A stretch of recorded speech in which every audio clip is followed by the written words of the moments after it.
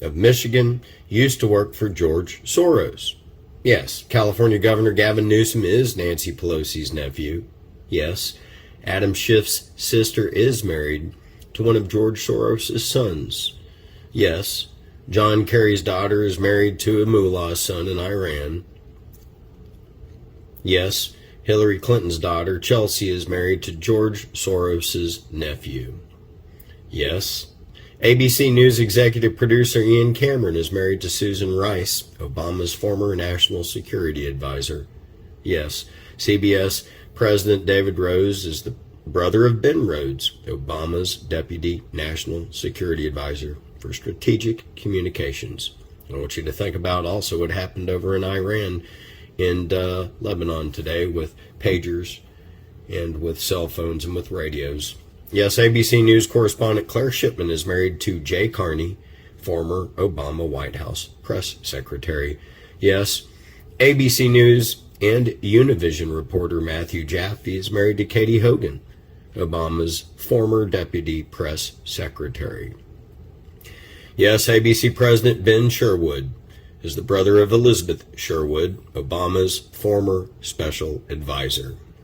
Yes, CNN VP Virginia Mosley is married to Tom Nides, former Hillary Clinton deputy secretary. This is what you call a stacked deck. If you had a hunch the news media was somewhat rigged and you couldn't put your finger on it, this might help you solve the puzzle.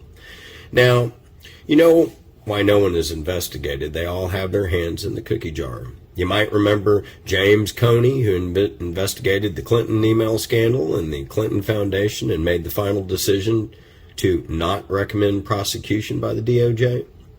Well, it turns out that the Clinton Foundation was audited by the law firm DLA Piper. One of the executives there was in charge of the Clinton Foundation audit.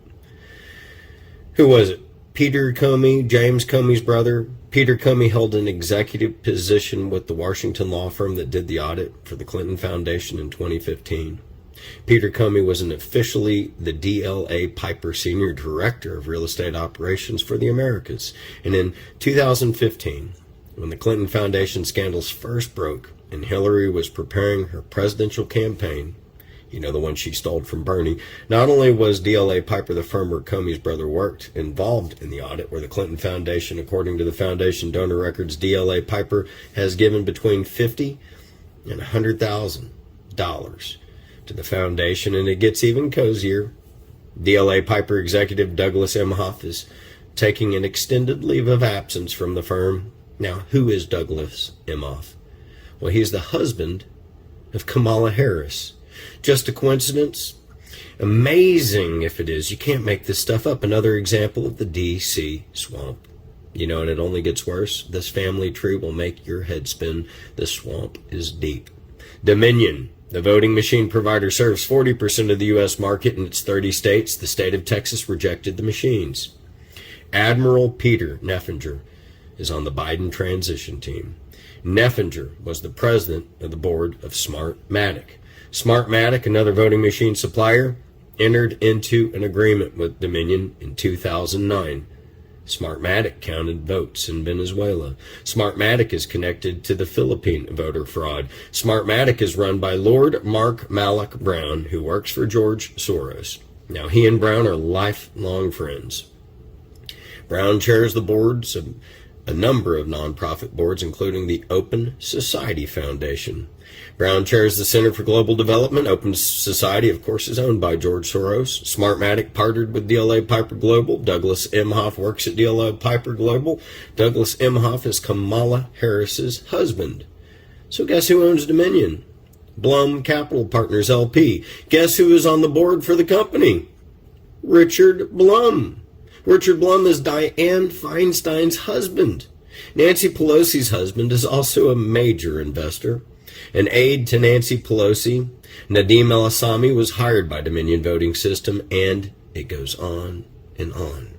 Dominion Voting System is listed on the Clinton Foundation website. Dominion Voted is listed as $25,000 to $50,000 to the Clinton Foundation in 2014 by the Washington Post.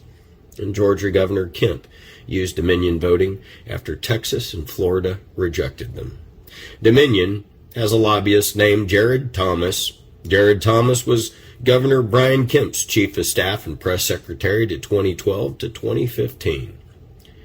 You must remember the Feinstein-Kavanaugh-Soros connections to understand this next information. Deborah Katz, Christine Ford's lawyer, worked for George Soros at the Open Society Foundation. Deborah Katz, Christine Ford's lawyer, also worked at Project on Government Oversight, the POGO. POG is funded by Soros Open Society Foundation. POGO is the co-signer of the letter Dianne Feinstein presented against Kavanaugh's nomination. Kamala Harris did not prosecute One West Bank for their fraud when she had the authority. Soros owned West